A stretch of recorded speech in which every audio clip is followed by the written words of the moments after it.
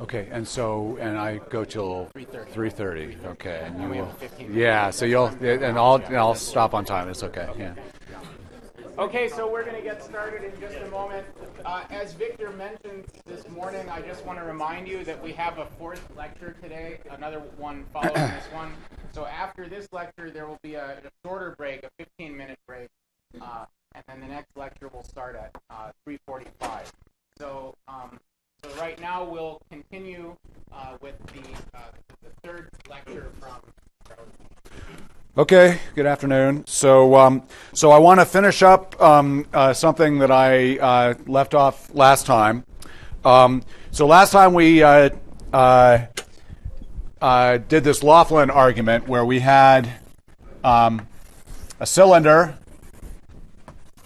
and we threaded the magnetic flux through the cylinder, and this system looked just like a Thales charge pump. When we threaded a quantum of magnetic flux through the cylinder, then an integer number of electrons could be pumped across the sample, and that integer then told us that the Hall conductivity had to be that integer multiple of E squared over H. Okay? And so what I want to show you now is that, so when I discussed the Thales pump, I related that integer, the amount of charge that gets pumped, to the Chern number. Okay? And so what I would like to do is to relate that Chern number computed for the Thales pump to the Chern number characterizing the two-dimensional band structure of the state that is wrapped on this cylinder. Okay, and so I want to do that construction. So, okay, so in order to do that, so I imagine now that I have some Hamiltonian, which is a two-dimensional Hamiltonian. So I have some two-dimensional, let me call it insulating state. Let's imagine that we have a band structure. Okay, so I'm not doing Landau levels. I just have a two-dimensional band structure. And so I have a Hamiltonian, which is a function of kx and ky now. Okay, but I've wrapped it on the cylinder, and so what that means is that the values that ky can have are going to be quantized.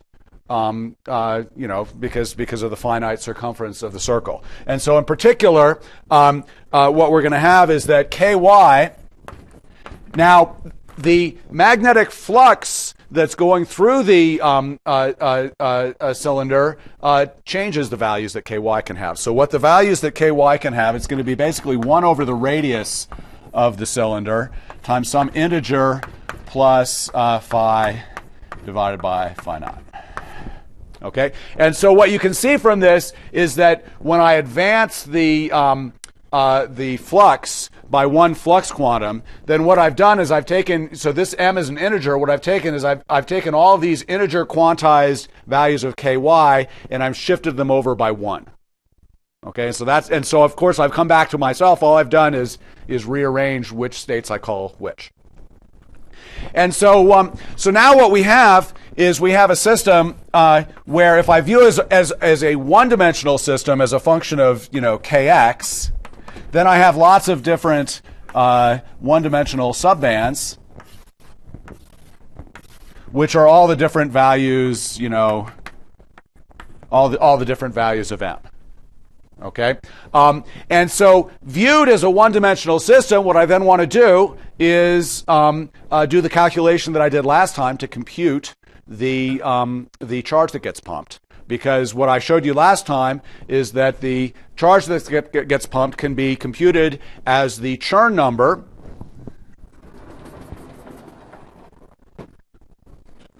associated with this pump. Okay? And is there a question? No. Okay. Where on the which picture? Where on the cylinder? Well, I have a two-dimensional system. What direction? Oh, which direction is y? Oh, good. Yeah, sorry. That's good. So this is x, and then y is like this. So y is compactified on a circle, so that the ky is then going to have discrete values. Okay, but the magnetic flux changes the boundary conditions, sort of changes the phase that you pick up when you go around, and so that shifts ky by this amount. Is that am I clear? Okay, good.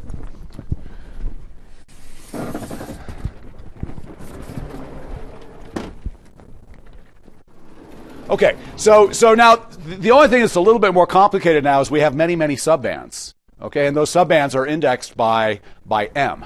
Okay, and so if I treat it as a thallus pump,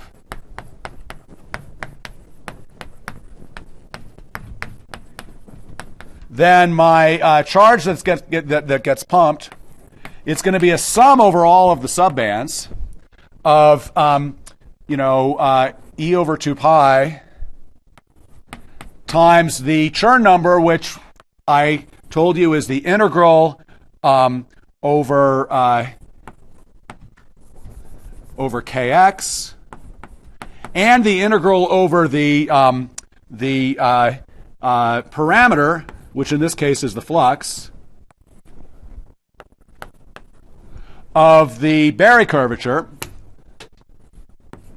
f, which is now a function of kx, and it's a function of the flux, but it depends on the flux. The flux and ky are sort of go together. Okay, so it also, I'll put it as flux, like this.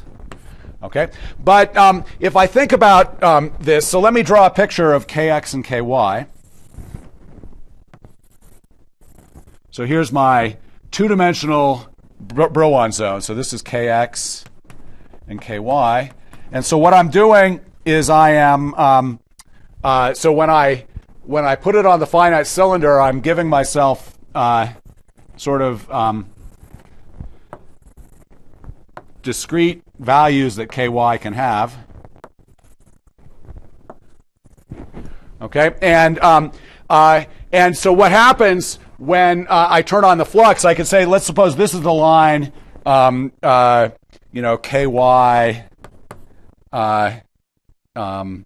m at flux 0, then this would be the same one, ky m at flux phi naught. Okay, so basically, these states, when I turn up the flux by a flux quantum, they move up to the next one. Okay, and so what I can do then is, so when I'm doing an integral, and I'm summing over all of these lines, and so when I do the integral, then what I'm effectively doing is I'm integrating, when I integrate phi to phi naught, I'm effectively integrating k over this region here.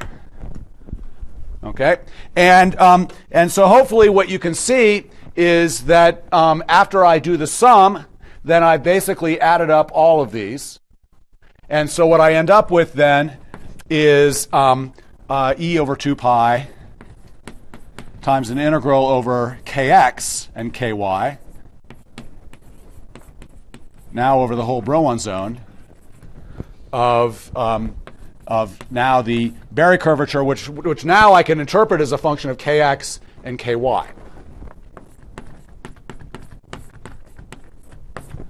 Okay, and so this is the Chern number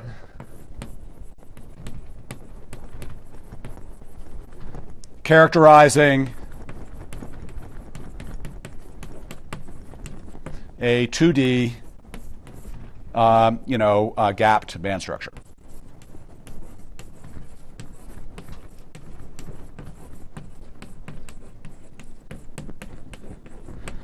Okay, and so if you follow the logic that we went through, what we've just showed is that sigma xy of this is equal to this. Okay, and so now I'm talking about a two-dimensional system the whole time.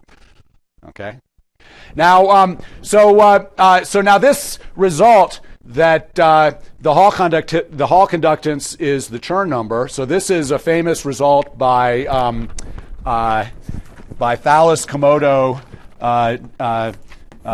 Nightingale, and Denise. So this is TKNN, and it's 1982. Okay, and so now, so actually, this is not the calculation that they did.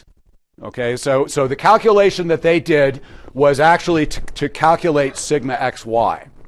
Okay, and so sigma xy is something that you can compute using linear response theory, using the Kubo formula. And so what they showed is that when you compute sigma xy by the Kubo formula, you get the same formula as the formula for the Chern number. Okay, and so that's an alternative way of getting that result without taking this detour into one dimension. So can you just connect this to the previous lecture? So in the previous lecture, you talked about Thales pump as well. Yes. But without introducing. Well, so there I was talking about a generic one-dimensional system. Okay, where I had a one-dimensional band structure characterized by kx and a parameter which I called time. Okay, and then what I had was I showed that the charge that gets pumped is basically I only had one band. Okay, and then this was my parameter. Literally, you could phi, it's a function of time. You could change variables. Include that interval.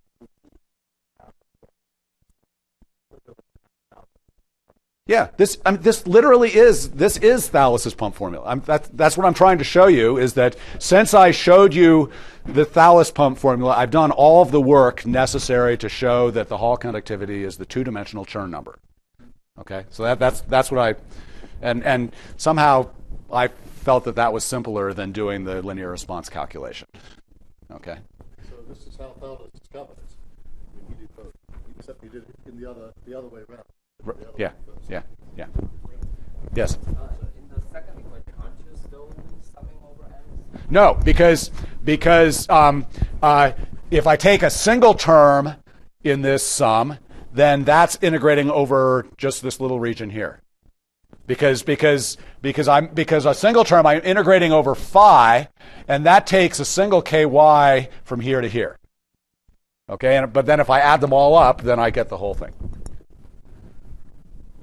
Okay.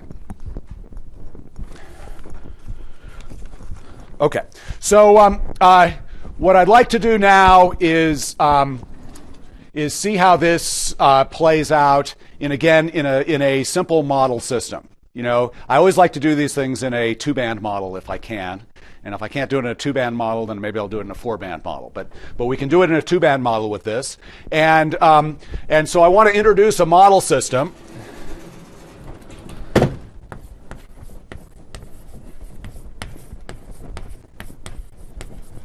Which is graphene. Now, of course, we heard about graphene this morning, and Pablo showed us that graphene is not just a model system, it's actually a system. But I'm going to treat it as a model system, okay? So let me just remind you some basics. So you have a honeycomb lattice. So let me draw a couple of pieces of the honeycomb lattice. Yeah, that's probably enough. I don't know. So, okay. So the point is that I have an A. So there are two sublattices, an A sublattice and a B sublattice. Maybe I should call it. Well, yeah. And and I have a Hamiltonian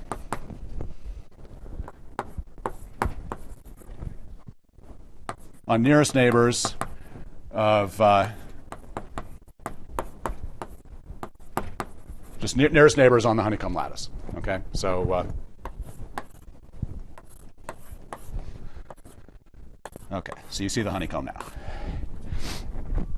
So and I can write this in terms of a 2x2 matrix in the same way that I did for the Sushri-Verheger model. And so again, I can write this in Fourier transform. I can write it as a sum on k of ck, let me call it little a b times sum HAB of k, where HAB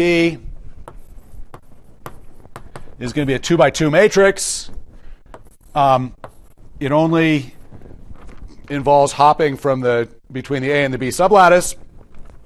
And we have to specify, so if we want to write this down, we have to specify that there are sort of three different bond vectors.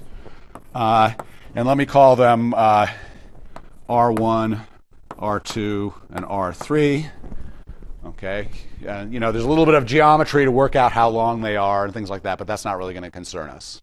Okay, so you're basically going to have on the off diagonal sum on j of e to the I k dot rj, and a sum on I of e to the I with minus I k dot rj. Okay, so this is the Hamiltonian, and I can write this if I like as d dot sigma, the same way I did before. Okay, and what we then conclude is that dx is going to be equal to minus t sum on, I guess this is sum on j, sorry.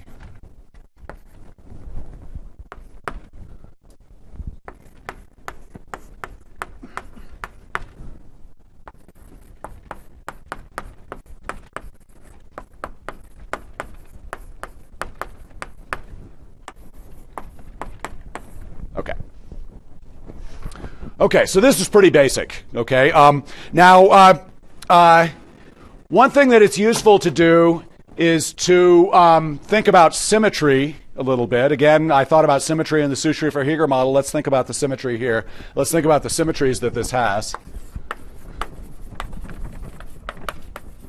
So one obvious symmetry, there's no sigma z term, again, so it has the same chiral symmetry that the Sushri-Verheger model had. So it has chiral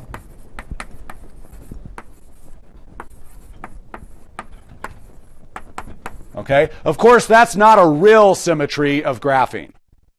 Okay.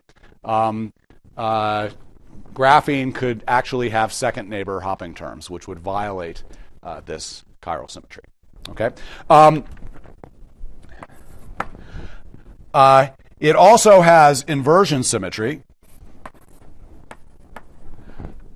So under inversion, so there's inversion, say about the, you can invert about either the center of the hexagon or the center of a bond, and that interchanges the sublattices. And so inversion tells us that h of minus k is equal to sigma x h of k sigma x. And it also has time reversal symmetry, which at this point, let's just imagine that we're not talking about spin for now. And so time reversal symmetry just takes the complex conjugate. Okay? And so that says that h of minus k is equal to h of k star. Okay, and so these together give constraints on what the form that this D can have. And so in particular, I want to think about PT symmetry. And under PT, that says that h of k is equal to sigma x h star of k sigma x. And if you think about that, that requires that dz of k is equal to 0. Okay, so actually we don't need the chiral symmetry in order to forbid the dz term, provided we have p and t. Okay, so provided we have p and t, though, we have this situation where this d vector is can only live on the equator of the circle. Okay, the z component has to be equal to 0, and so what that allows, so now it's a function, d is a function of kx and ky, and so this allows point defects.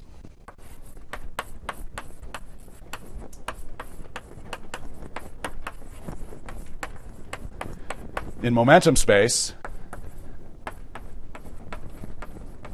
around which d wraps by 2 pi. Okay? And that's precisely the Dirac points.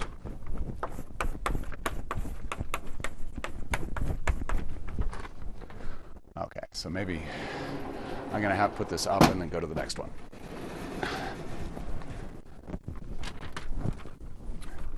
Okay, so of course what happens in graphene, so if I draw the Boron zone, it's a hexagon. And as Pablo showed us this morning, there are these two special, so there's the K points, and then there's the minus K, which is also K prime, which are these. Okay, and of course, these 3 points are actually the same point because they're related by a reciprocal lattice vector. Okay, and so at these points, then we have the famous Dirac cone. Okay, and this Dirac cone I can think of as being kind of like a vortex where d winds wraps around the circle when I go around it. Okay, and it goes around one way around k, the other way around k prime. Okay, so at the Dirac points, we have d at plus or minus k equal 0. Okay, and so what it's useful to do then is to expand near these Dirac points. Okay, and so if I ask then, it's a exercise to go through if you haven't gone through this before, to actually show that if I put k equals the corner of the Boron zone in here, that these are both equal to 0. Okay, and so that's algebra that if you've studied graphene, you've already done, and if you want to study graphene, you need to do it. So. Could you please explain again how you can I came to the conclusion because symmetry guarantees that this d vector lies in the plane. And if you have a vector that lies in the plane and it's non-zero, then in principle you can walk around a circle and have that wrap by 2 pi. If it wraps by 2 pi, then there has to be a singularity in the origin, because as I shrink down, then I can't shrink that continuously to nothing. So there has to be a point where d actually goes to 0. That's the only way out, is to have d go to. If d didn't go to 0, then any circle you'd be able to contract down to nothing. Okay, and so these Dirac points are protected in that sense. Does it do all the line defect? How about line defect? I don't think there's any reason you'd have a line defect. That would not be protected. Okay. I mean, you could, but a small perturbation would get rid of it. Okay. All right. So if I look near these Dirac points,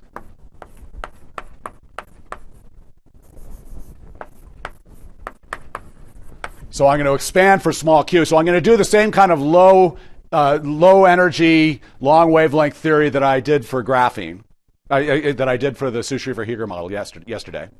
And so if you do that, then what you find, if you expand, it can only involve sigma x and sigma y, and so it's like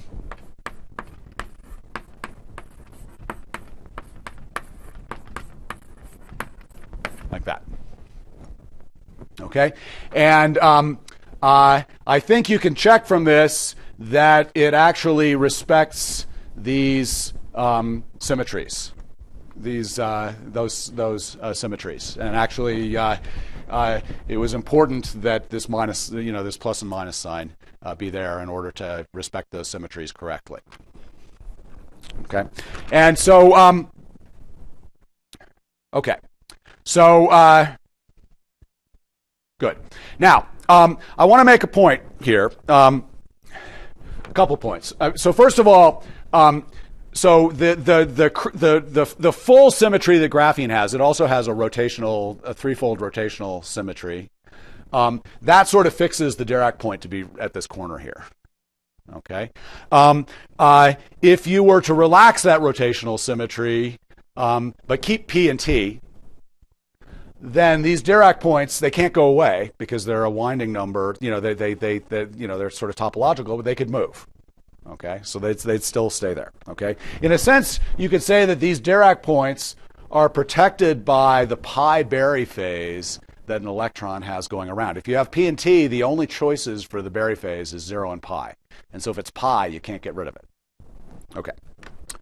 Okay. Now, okay. So look, Dirac points, they're interesting.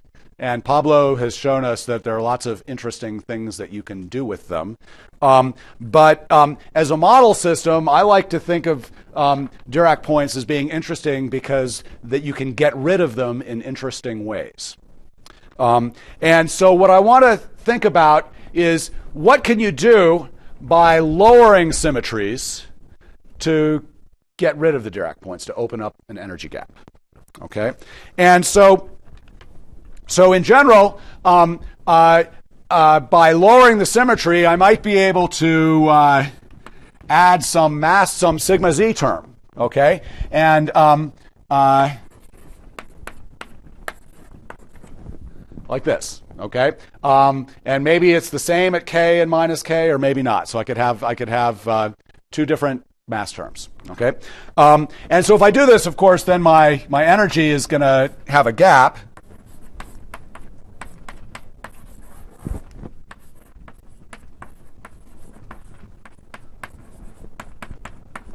Okay, and so what I'd like to think about is what is the structure of the different kinds of gapped states that I can have.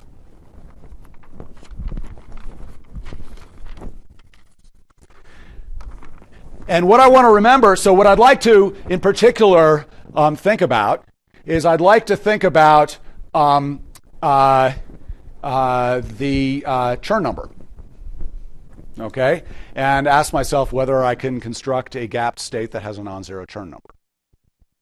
Okay, and so how do we think about the Chern number? Well, in this two-level system, we have a very simple way of thinking about the Chern number that I taught you yesterday. So remember, the Chern number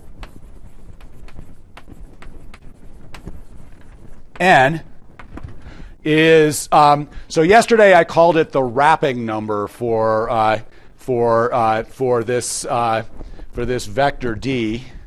And Nick told me that that's actually not the correct technical term. So the correct term is the degree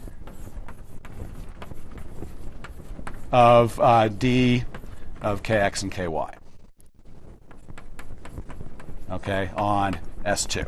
Okay, so basically it's counting the number of times that d, which sweeps out a area on the sphere, how many times does that wrap around? Okay, and so this is this very simple pictorial way of thinking about the Chern number.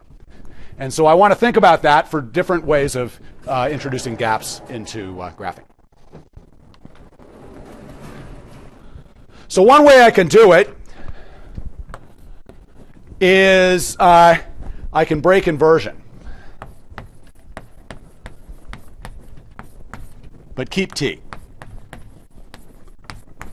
And so this is, for example, what happens in boron nitride. So Pablo showed us, told us about boron nitride this morning. That's where on the two sublattices of the graphene lattice you put different atoms.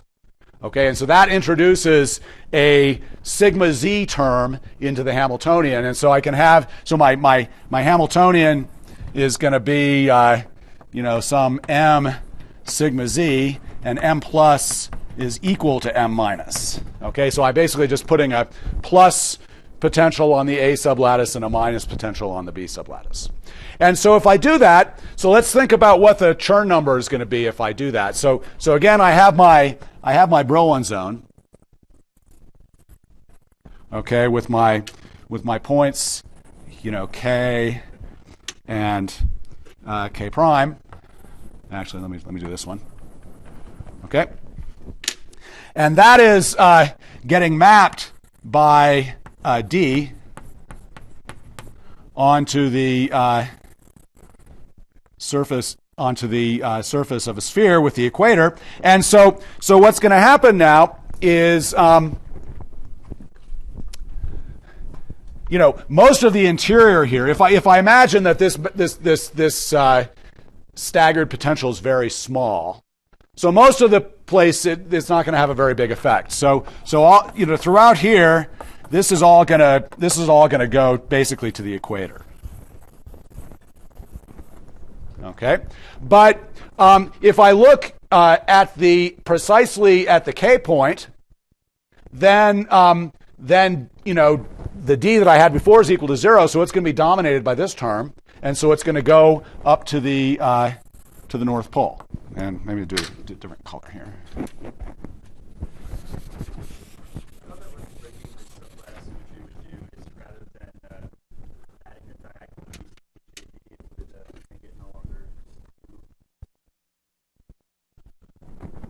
No, what a sublattice piece does, so a potential that only gives me a potential on the A sublattice just gives me a constant here, and something that has a potential on the B sublattice gives me a constant here, and so a staggered potential is going to be like sigma z. Yeah.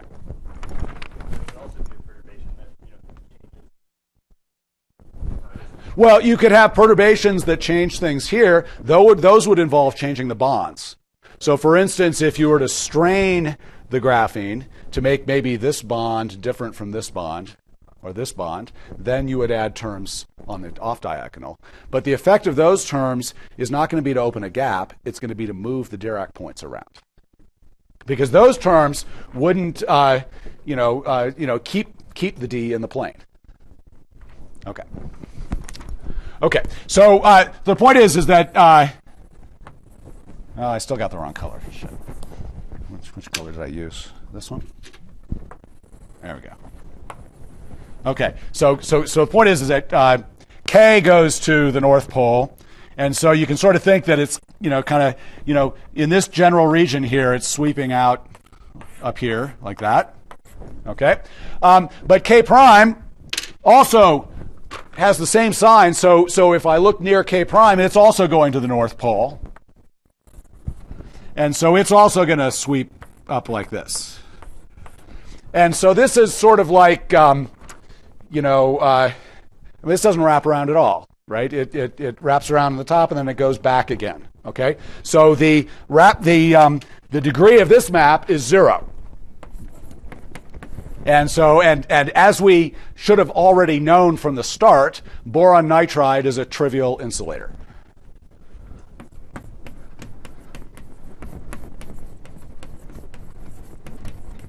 Okay? All right. There's another choice, though, okay, which is to break T, and we can keep P. Okay? And so this is an insight that was really first noticed by Duncan Haldane in, I think, 87, something like that. Okay? And so here, now, so how do you do this? How do you break T? So one way you can do it is you can take your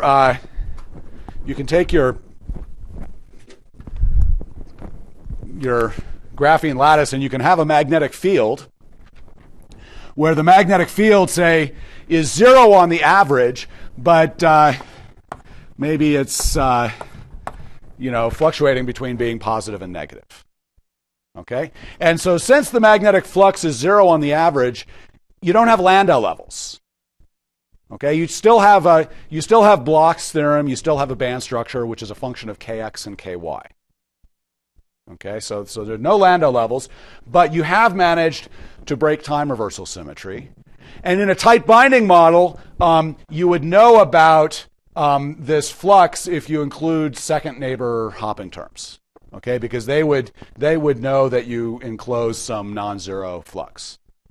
Okay, so that's the model that Haldane wrote down, and but so we can sort of think about what's happening here. So if we keep inversion symmetry, which I can do with this magnetic field, then what we know is that from the second thing up here, we know that the mass at plus k has to be equal to minus the mass at minus k.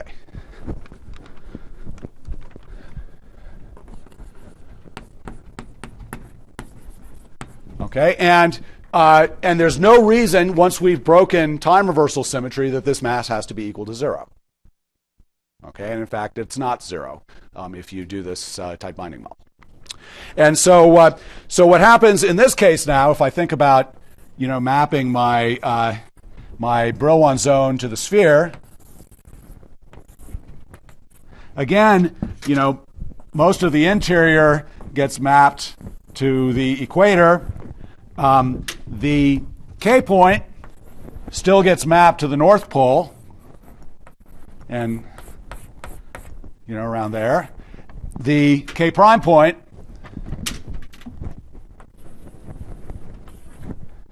gets mapped to the South Pole. Okay, and so now you can immediately see that this wraps around the sphere once. Okay, and so this. So this gives us a quantum Hall.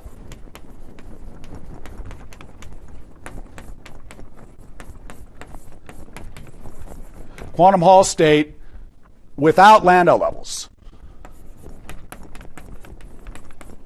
Does this model involve doubling the size of the unit cell? No. No, it doesn't. If you look, every unit cell looks the same as every other unit cell. Well, no, but think in terms of the magnetic flux.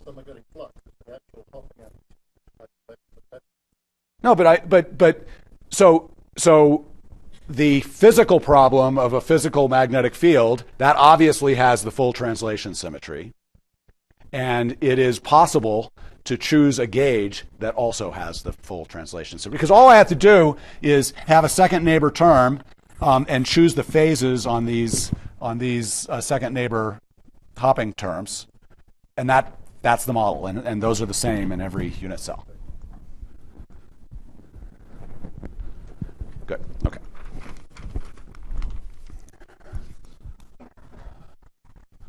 Okay.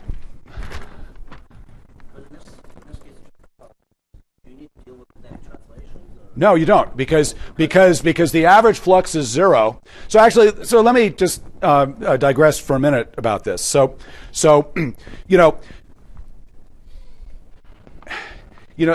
at first sight, the Landau level problem seems very different from band theory, right? Because the Landau level problem, you have this problem that the translations in the x and y direction don't commute with each other. The momentum in the x and y direction don't commute with each other.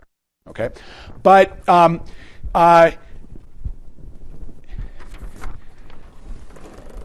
if I have a lattice, so let's imagine that I'm doing the Landau level problem. Okay, and I just draw an artificial lattice that has a unit cell that encloses a quantum of magnetic flux. So I choose my unit cell to be exactly the right size that there's a quantum of magnetic flux in the lattice. Okay? So it's true that my continuous translations do not commute with each other, but the lattice translations do commute with each other. Okay? And so if I do a translation by this direction and a translation by this direction, that's the same as doing a translation by this direction and a translation by this direction, if it encloses a quantum of magnetic flux. And so what that allows is even for the original Landau level problem, you could think of it as a band structure on this lattice, with Bloch's theorem and a Hamiltonian as a function of kx and ky. And of course, if you do it for the, without any actual periodic potential, then you just get flat bands, and those are the Landau levels. Okay. Now you could also contemplate putting on a periodic potential. And this is actually the context in which Thales originally introduced this idea of the TKNN invariant, because what he was interested in doing is looking at the quantum Hall effect in a periodic potential which could be commensurate with the magnetic flux. Okay, and so there's an interest, that leads to this interesting Hofstetler problem, and that was really where the original idea of thinking about the Chern number and things like that came from. Yeah. I missed the point about, you think of the continuum problem, Landau level problem, but introducing this kind of a phantom lattice. Yeah. Yeah. So I only try to characterize the crystal momentum, not the total linear momentum. And so the crystal momentum is yeah. How do you see from that perspective that there's a flat band? Well, because we know the answer. Okay. We can look in the book, back of the book. Nick did the calculation this morning or yesterday. And indeed, there's one state. Exactly. That's right. Okay, that is the unit. Yeah. Okay. Okay. So some more mileage we can get out of this simple model picture. We can get the edge states. Just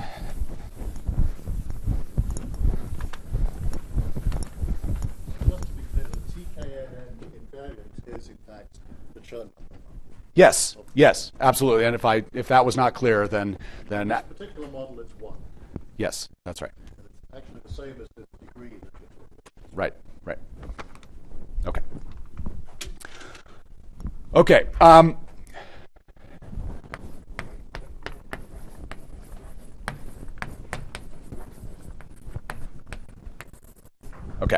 So of course there's a simple classical picture for the edge states. If I think in terms of cyclotron motion, electrons are going around in circles, but if there's a wall, then the electrons can bounce along the wall. Okay, and that motion is a special kind of motion because it only goes in one direction, which suggests that there should be propagating one-way states on the boundary. And so that's something that is interesting to see if I think about a boundary where I have a boundary between these two phases. Okay, and so what's happening on the boundary between these is, well, one of the two masses at either k or k prime is changing sign. Okay, and so I want to imagine now a boundary between somewhere where I have a quantum Hall state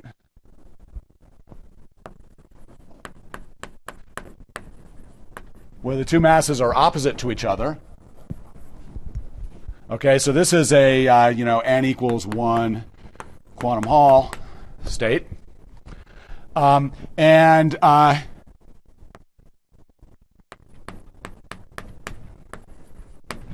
one where the two have the same mass, and so this is going to be n equals 0 trivial insulator. Okay, and so in both cases I'm going to have a band structure that has a gap. So this is energy as a function of k. In both cases I have a gap, but to get from one to the other, what has happened is the conduction band and the valence band have sort of inverted. Okay, so there's a band inversion.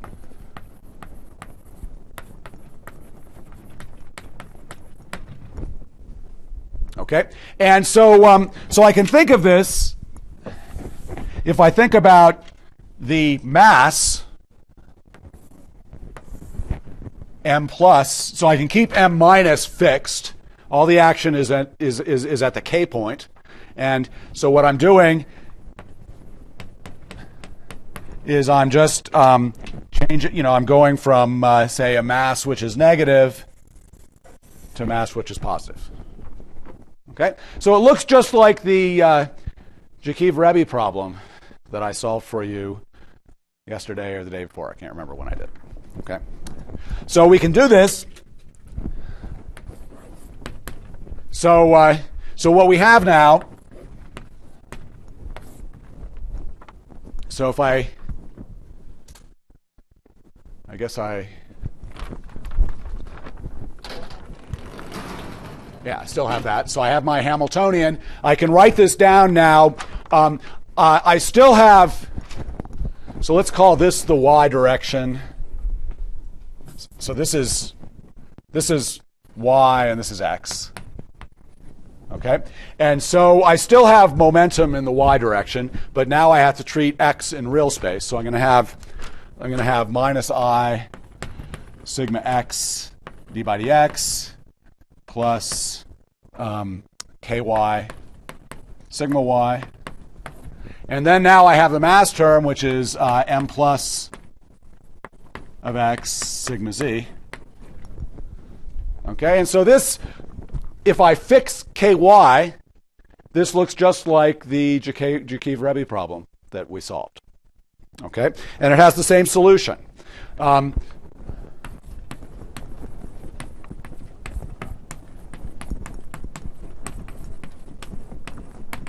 Okay, and in particular, I'll have a, so solving the problem in the x direction, I'll have a zero mode. So it's going to be a function of ky, and it's going to be a plane wave in the y direction. But then it's going to be this same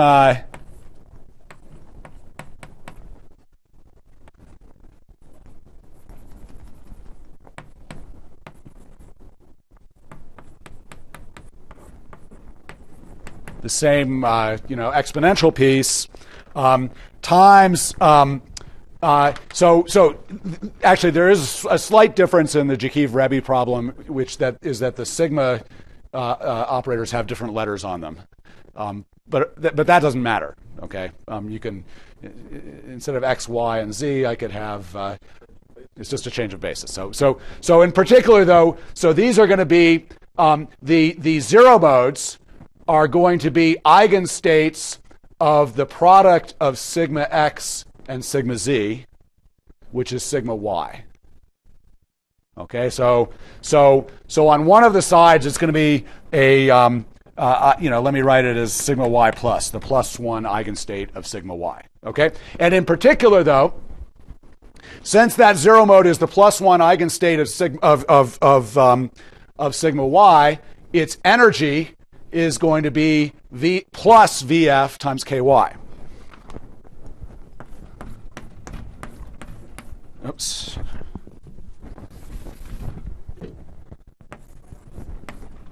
Before you didn't have sigma y in your Hamiltonian. That's right. That's right. But the zero modes are eigenstates of sigma y, so that just pushes the zero mode, changes the, so now applying this Hamiltonian, this part is going to give 0 and this part is trivial. It just gives, Vf Ky like that.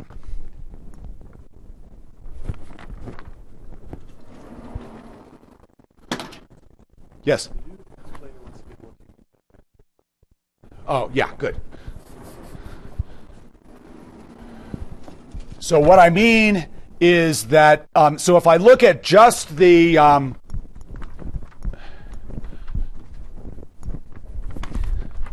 let's look at just the states at q equals 0, right at the, at q equals 0, and ask what do those look like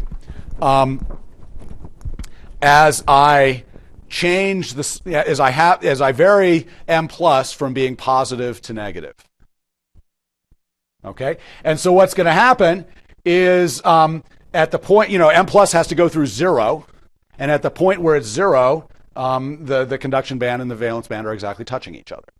Okay, and so these lines I can think of are following the states as they go through, and so it's as if the conduction band, if I look just at the conduction band, it's as if I follow them through and they're sort of switching places.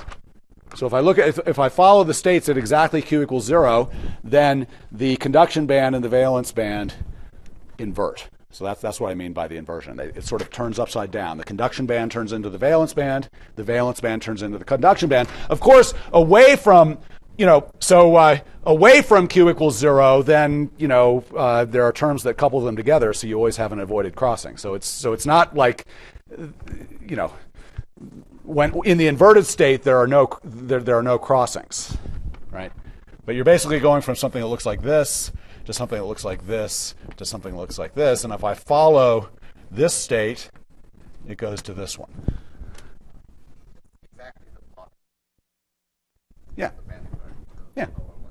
Oh, this? Well, this is the mass as a function of x. Yeah. Yeah. Okay. So what about n larger than 1? Is that the sign, is it plus or minus? What if n larger? N larger than 1. So now the Chern number is 1. Yeah, the Chern number is 1. Yeah. What about 2 or 3? Well, you could do that. The simple way I could do that is I could just put 2 Haldane models on top of each other. Then I could have n equals 2. Yeah, I understand. I'm saying now this looks sort of like putting plus or minus on the side. Well, no, it's not Z2. So it's certainly true in this 2-band model. With this band inversion, I can only change the Chern number by 1. So if I have this transition where 2 bands switch places, then that describes a transition where the Chern number changes by 1. Okay, so a transition where the Chern number changes by 2 would be something different, and I think generically it would probably split into 2 single transits, 2 single ones.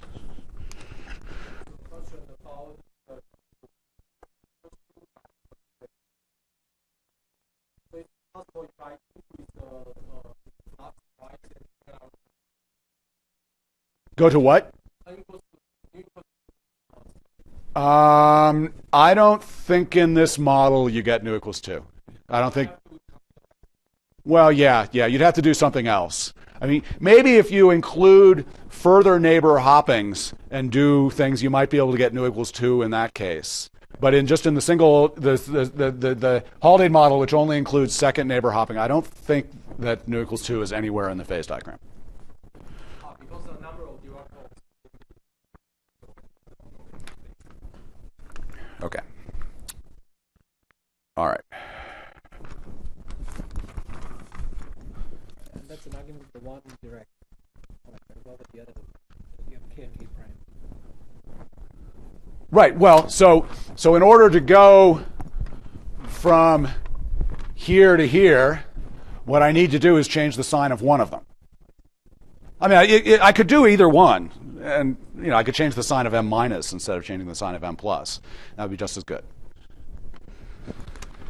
Okay. Nothing happens at the other direction.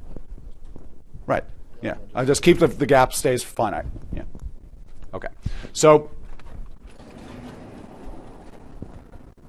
Right. Just so the upshot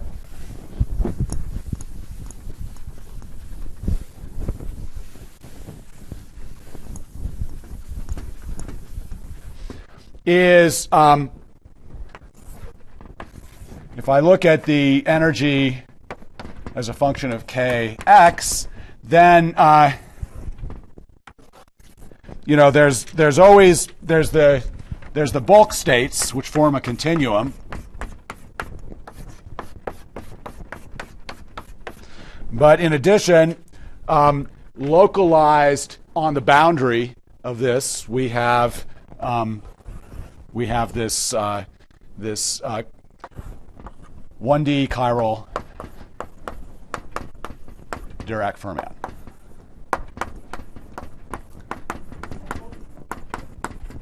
Pardon me? How do you know the chiral is this way or not this way? Yeah. So that depends on whether the normalizable zero mode is an eigenstate of sigma y with eigenvalue +1 or -1. And that depends on which the sign of the kink is. Okay, whether you're going from minus to plus or plus to minus. And so for that, you can obviously see that the two edges, if you have two edges of your quantum Hall state, then one edge is going to be going one way and the other one's going to be going the other way. Okay. Okay. So these chiral Dirac fermions are very magical and special things, right? Because they're only going in one direction. So if you're an electron, then you have no choice but to go forward. Okay? And so that means that if there's disorder, disorder doesn't get in your way because you just keep going forward. So these states are impossible to localize, and and one has perfect transmission in them. You put an electron in over here, with 100% certainty it's going to come out the other side. And so it's really this fact that you have this perfect transmission that's at the root of how it could possibly be that in the integer quantum Hall effect, in an imperfect sample, you can measure a perfect Hall conductivity, at least to 1 part in a billion. Okay, so these are very special things.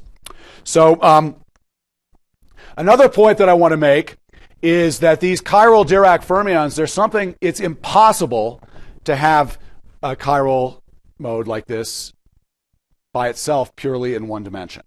Okay, and so there's a theorem.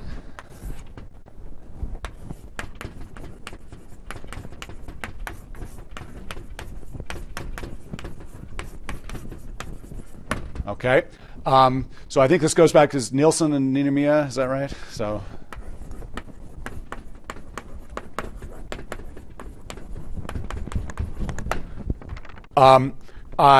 and applied to this simple one-dimensional case, the way that one can say it is what goes up must come down. So if you have a one-dimensional band, then I should be able to draw the band structure in a Brillouin zone. And so if I have a band that goes up, well, it has to go back down in order to match onto itself. Okay? And so that says that chiral modes have to occur in compensating pairs. Okay? Now, so you can ask the question, how did we get around that? And the way the quantum Hall effect gets around it is, now of course you always have, if I think of my quantum Hall system as a one-dimensional system, it has a top edge and a bottom edge. I have my right and left movers, which have to be there by this doubling theorem. The magic of the quantum Hall effect is that it spatially separates the right and left moving modes, okay, so that they can't talk to each other. Okay, and so there's no theorem that forbids having a chiral mode which is in a different place from its partner. Okay. This chiral mode, that after it touches the box, is it continued or is simply merged with the box? That depends on the details. So I mean, of course, actually, no, it has to. It has to merge because eventually I get around to the other side of the Brillouin zone. So if it didn't merge, then it would have to come around over on this side, and then it would keep going. So I think it generally merges. But where it merges, that's a detail that depends on the specifics of the problem. Yeah. Because this is in 2 dimensions, and we have weak localization in 2 dimensions. So if I consider a limit where... Well, we have a gap. Right? We have an energy gap. The two-dimensional bulk is like an insulator. So it's not... There's no two-dimensional weak localization. Now, you could ask yourself, we have a one-dimensional edge, and you might think that, well, one-dimension localization is even worse. Okay, but this gets around that because there's nowhere to backscatter to. Okay, and so that changes it and evades the theorem that says that every state is localized in one dimension.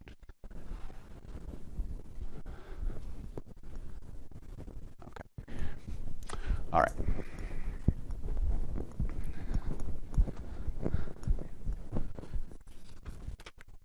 Okay, so I am going to get to topological insulators eventually. But I thought what I would do is just say a couple of more words about things that one can understand without imposing more symmetries. Okay? And so I want to talk about some generalizations of these ideas. And the simplest generalization, you could say, well, could I imagine, so the quantum Hall effect is something that exists in 2 dimensions, a 2-dimensional electron gas. Could there be anything in 3 dimensions?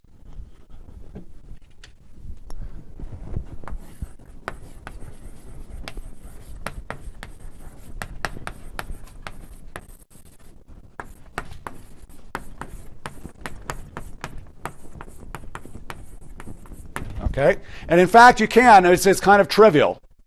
You can imagine building a 3-dimensional system up by just making a stack of 2-dimensional systems.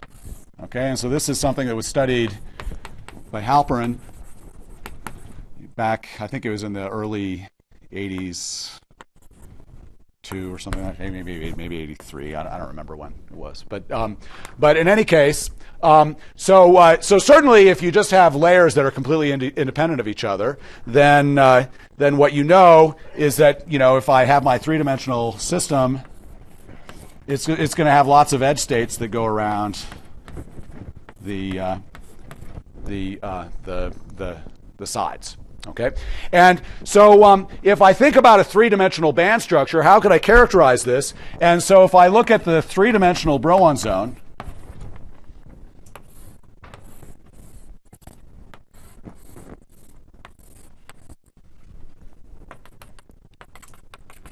then clearly if I have this stack of independent layers, then everything's going to be independent of kz. And so if I evaluate on a plane a 2-dimensional plane, I can have a Chern number, which is the integral dkx dky of f. Okay, and so a Chern number is defined. And in fact, even if I start coupling these layers together, so I can't think of them independently anymore, I really have a 3-dimensional band structure, I could evaluate this Chern number on a plane. And one thing I'm guaranteed, since the Chern number is a topological invariant, if I vary kz and look at this, the parallel planes at different heights, then the Chern number has to be the same. Okay, and so this Chern number characterizes this 3-dimensional band structure. So now there's a Chern number in the z direction. There's also going to be a Chern number in the x direction and a Chern number in the y direction. Okay, and so the 3 together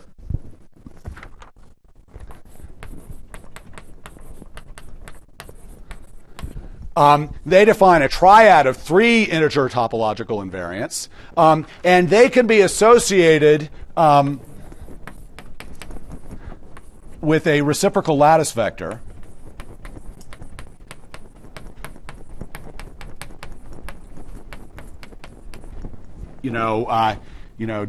G, which is like if I have a lattice constant of a, 2 pi over a times nx, ny, and z. Okay, and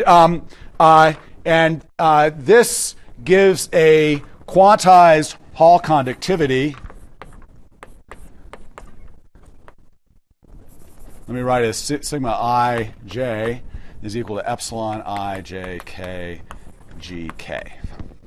Okay, times E squared over H. Okay, and notice this is a three-dimensional conductivity. It involves the lattice constant H or A, which is basically giving me the Hall conductivity per layer. Okay, so this is a three-dimensional, it's kind of a trivial three-dimensional generalization of this quantum Hall effect. Is it obvious that you just do that? Like, That I can do what? like you can just add up. Okay, you understand it for one plane, you understand it for three orthogonal planes. Well, Just maybe it's not immediately obvious, but it's true. So you can ask yourself, now of course, I can take any plane in the Brillouin zone and define and integrate F and define a Chern number. Okay. The question is how many of those numbers are independent? Okay, and it turns out that you only need to know 3 of them.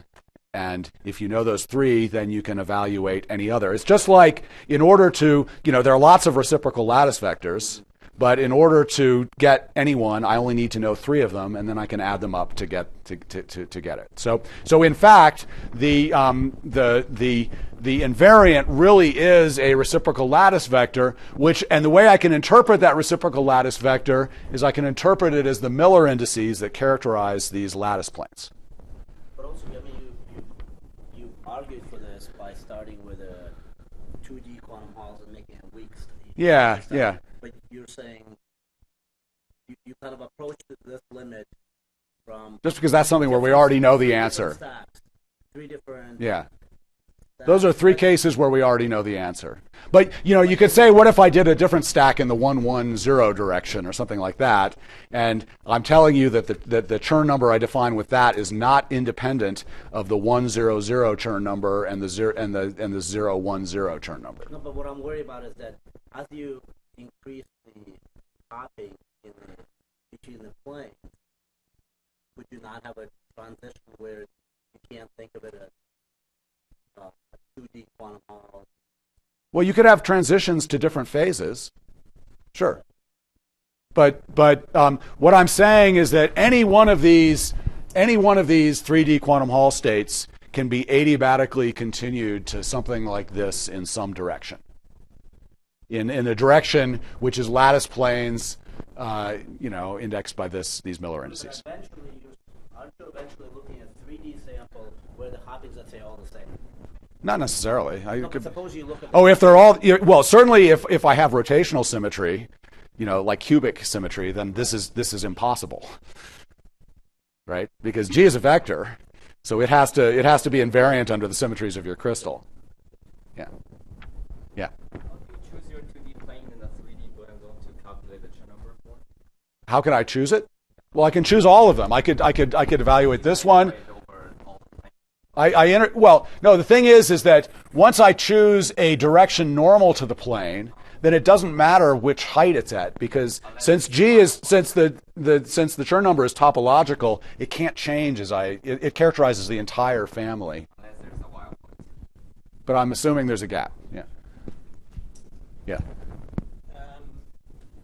Because the definition involves crystal structure in the lattice spacing, shouldn't this kind of be more sensitive to disorder than the usual quantum Hall?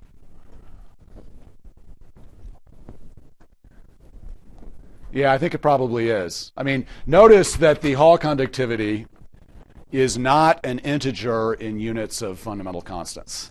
There's a number A that it depends on that has units. So it's not quantized in the same sense that the 2-dimensional quantum Hall effect is quantized. Okay, but the Chern number is well defined, and the Chern number guarantees these edge states on the surface. You still can't get rid of those.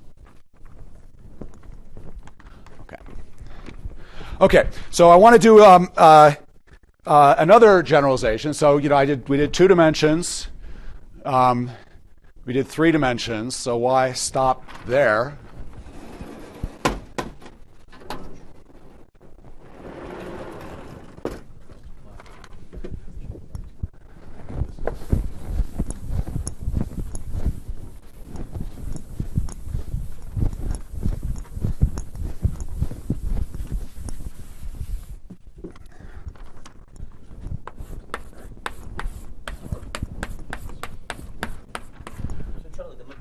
direction of magnetic field determines the G that you're looking at? I'm sorry, I'm confused.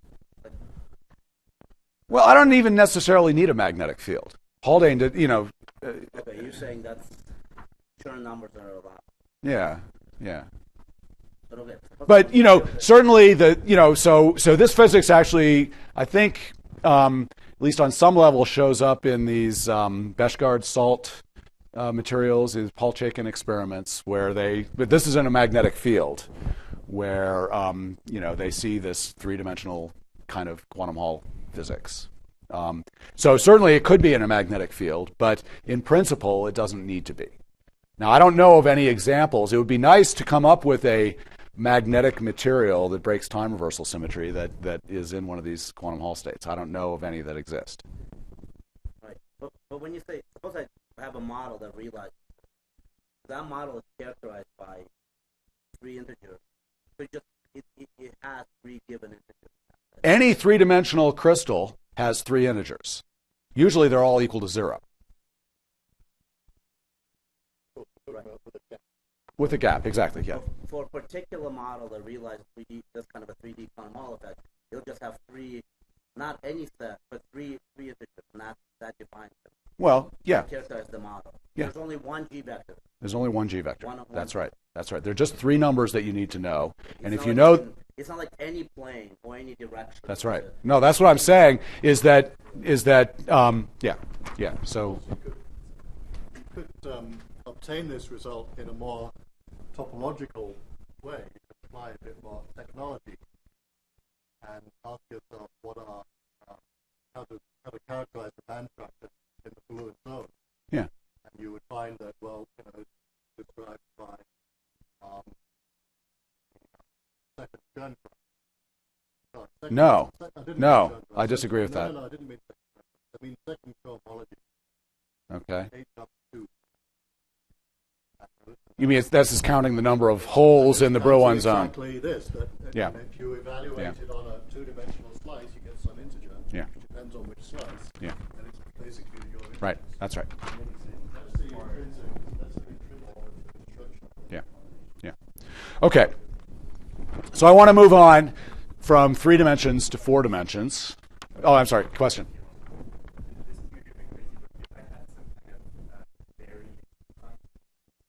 If I had some kind of what?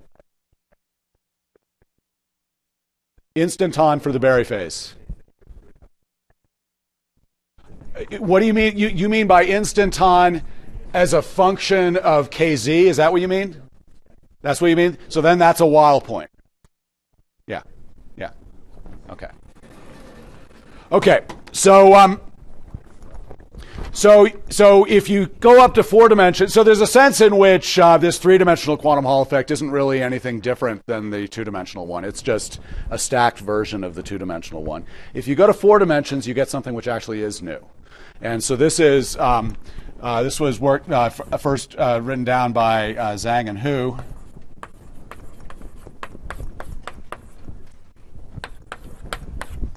And so here, in order to do this, I'm going to be a little bit more sketchy and generalize this notion of the Berry connection and Berry curvature to situations where you have more than just one band, and where the Berry connection now becomes a matrix.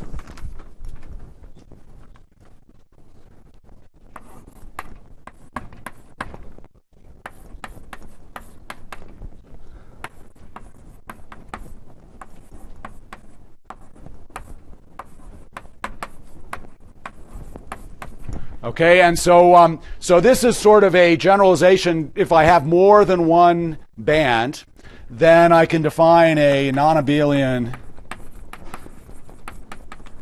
let me call it a Berry connection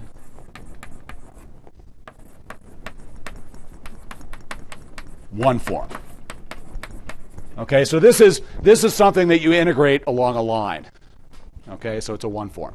So similarly, one can define the analog of the Berry flux, which is F. And I'm just going to streamline the notation and write this as dA plus A wedge A. So it's sort of the generalization of the curl of A. And so this is the non-abelian Berry curvature.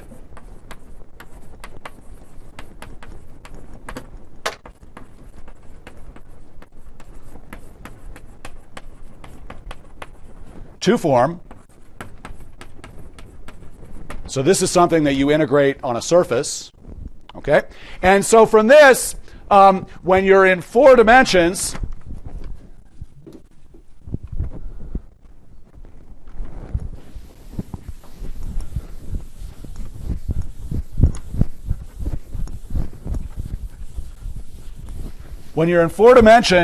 you can define a 4-dimensional version of the Berry flux, sort of.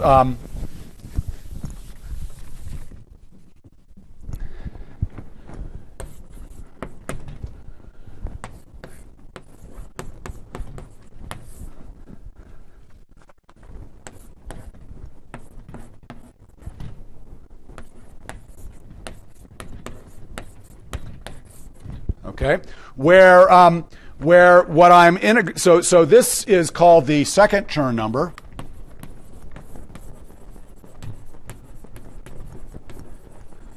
which is a integral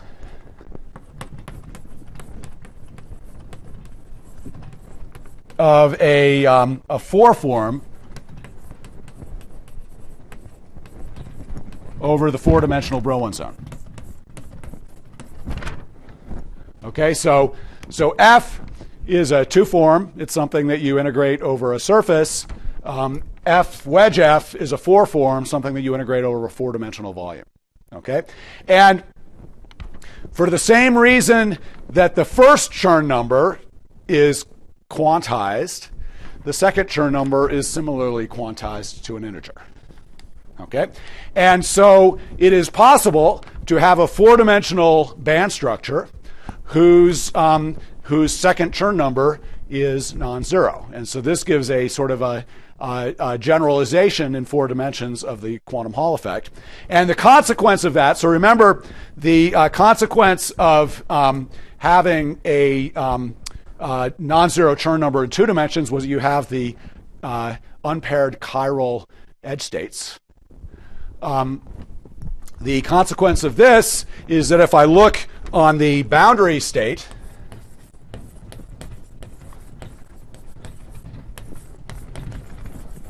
so the boundary of a 4-dimensional system would be 3 dimensions, so 3 plus 1 dimensional. So you have a 3 plus 1 dimensional chiral Dirac fermion. And this 3 plus 1 dimensional chiral Dirac fermion is the same thing that people now call Weil points.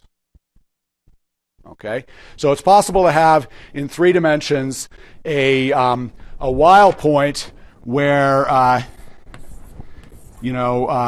near this you have H is equal to sigma dot K, and near this and you've used up all of the Pauli matrices.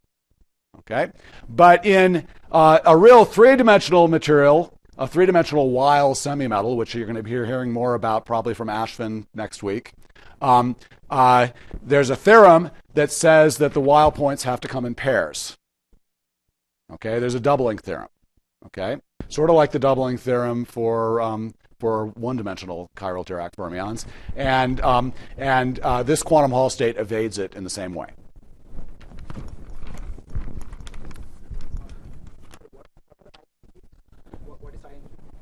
What's that? What is I and J?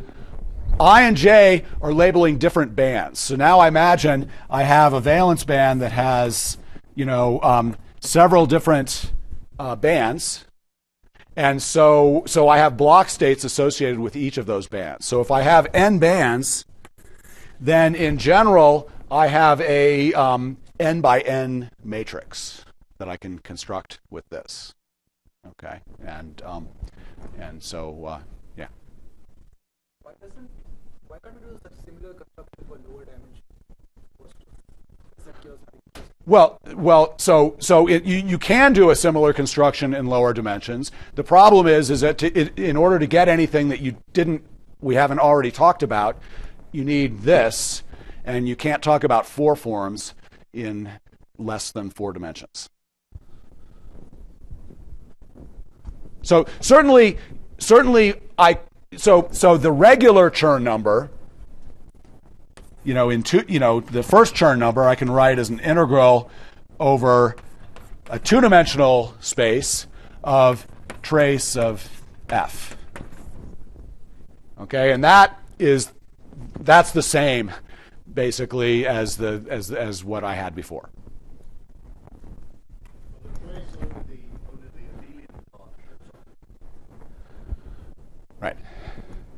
Right, exactly. But in f wedge f, then you get something new. What's the difference again between Dirac and Weil? Well, okay. So this is a little bit of a contentious nomenclature issue, and I don't think it's perfect. So I think the term when people use Weil, when people talk about Weil points, they're referring to a point where 2 bands are touching each other. So it's a twofold degeneracy, which is locally described by a 2x2 matrix, and that's the Weil Hamiltonian in 3 dimensions. Yeah. So all 3 polys. All 3 polys. This is in 3 dimensions. I have kx, ky, and kz, sigma x, sigma y, and sigma z. Yeah. So in 3 dimensions, if I want to talk about a Dirac point, I'd want to have a 4 states be degenerate. For a Dirac or for Weil? Yeah.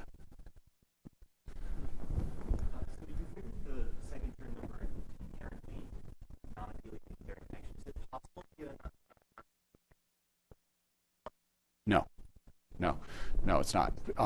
I think with a single band, this is going to be stuck being 0. Yeah. Yeah.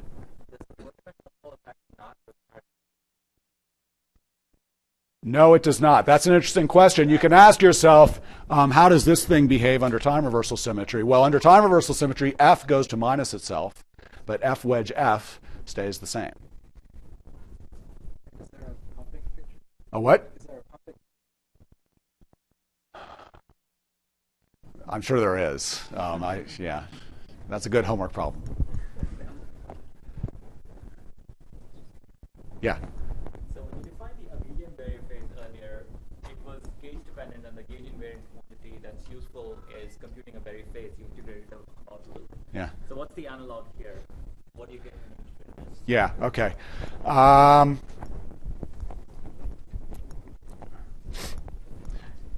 Really, what it is it's so the abelian Berry phase. Okay. So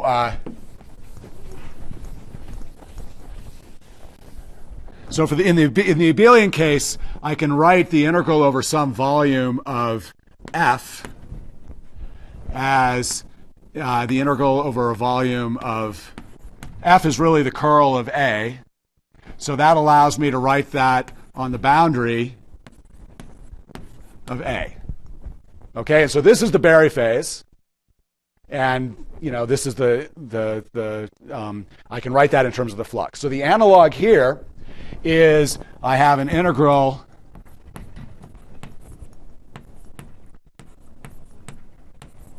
over, so this is a 2-dimensional, so now I have a 4-dimensional volume, okay? And so in fact, like f, f wedge f is a total derivative. And so it is the total derivative of the Chern-Simons 3 form.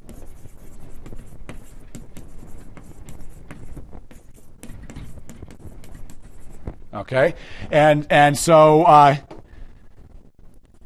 one can then write that as an integral on the boundary. So I think this is probably the best generalization of that of this that I can think of. So you could call A, if you wanted to, you could call that the Chern-Simons 1 form. Okay, and then the Chern-Simons 3 form is a little bit more complicated. My question was more to A, because A is a 1 form, and I can define a loop in that space on which I can integrate A to get some non-trivial quantity. Yeah. So that mean? Because Berry phase had a physical interpretation. Well, no, if you integrate A on a loop, then that's the Berry phase. I mean, But here it's a matrix. So no, but it's still going to be, it's only going to pick out the U1 part of the Berry phase. So if I integrate trace of, I have to take the trace. So if I integrate this, then that's going to be the integral, if this is over the boundary, then that's going to be the integral of f over the boundary, trace of f.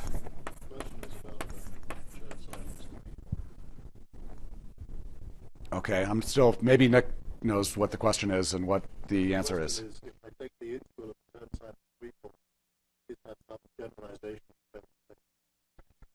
I think it is some sort of generalization. I don't know exactly what, I mean, it's an integral over a three-dimensional, it's not a loop integral anymore, it's a three-dimensional integral, but it seems that is the generalization. But I'm not sure what, I think you want to attach some physical meaning to it. I'm not sure how to answer that. Yeah. I just want to point out that you can definitely have non-zero.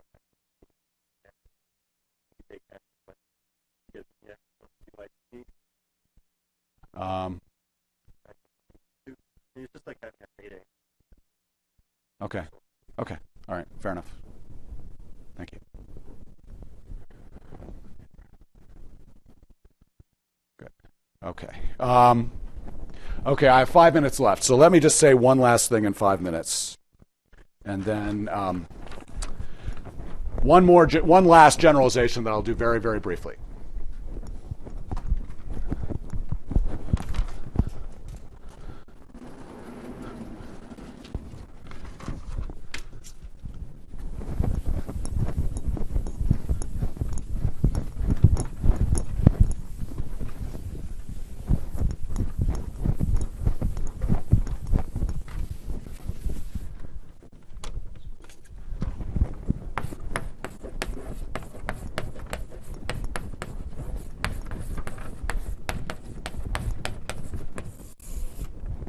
So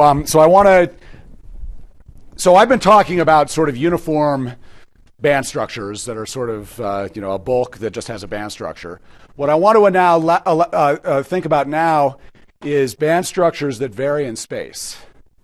And to keep things simple, let's suppose they vary very slowly in space, so that locally I have a band structure, but I can think that band structure is parameterized by where I'm located. Okay, so I want to have a band structure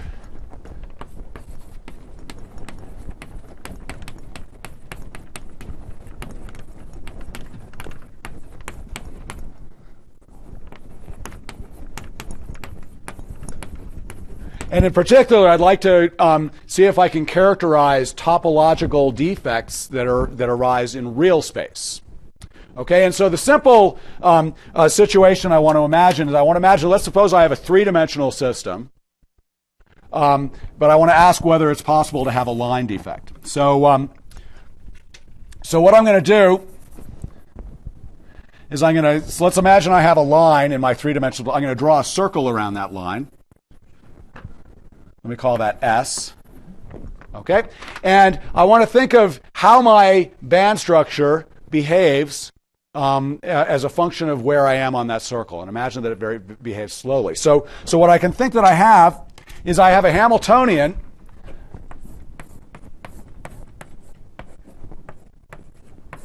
which at every point on this circle I have a band structure which is a function of kx, ky, and kz. But now that varies as a function of s going around this circle. Okay? And so I want to ask the question whether, even though h of k by itself might be topologically trivial, maybe it's a trivial insulator, I want to ask the question whether the family of Hamiltonians, h of k and s, could be topologically non-trivial. Okay? And in particular, so what we have here now is we have a Hamiltonian which is parameterized by four parameters, kx, ky, kz, and s. And so this then can have a second Chern number. And I will be done very soon.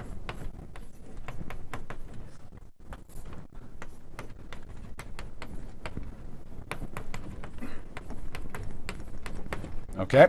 And when this second Chern number is non-zero, what it tells you is that you have a chiral Dirac fermion edge mode that runs along this topological defect.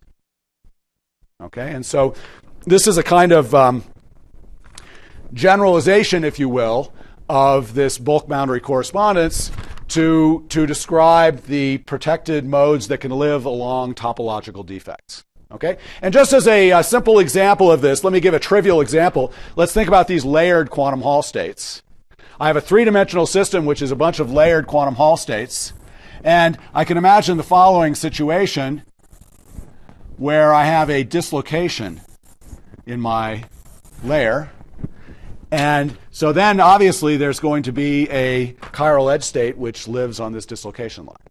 Okay? And so an exercise you can think of doing is drawing a circle here and evaluating this second Chern number on this circle. And what you find it is that you get n, which is basically equal to the reciprocal lattice vector that characterizes my three-dimensional quantum Hall state, dotted into the Burger's vector of the dislocation. So the dislocation involves a translation by a lattice, which is called the Burger's vector. And the dot product of these two is guaranteed to be an integer, and that's in fact what this second Chern number works out to be, and that's obviously what counts the number of chiral modes that you have on this boundary. Okay. Okay, so that was the final generalization. So tomorrow, or I guess on Friday, I will finally get to the Z2 topological insulators. I think I'm probably not going to have too much time to talk about topological superconductivity, but that's a topic which I think is going to be covered in depth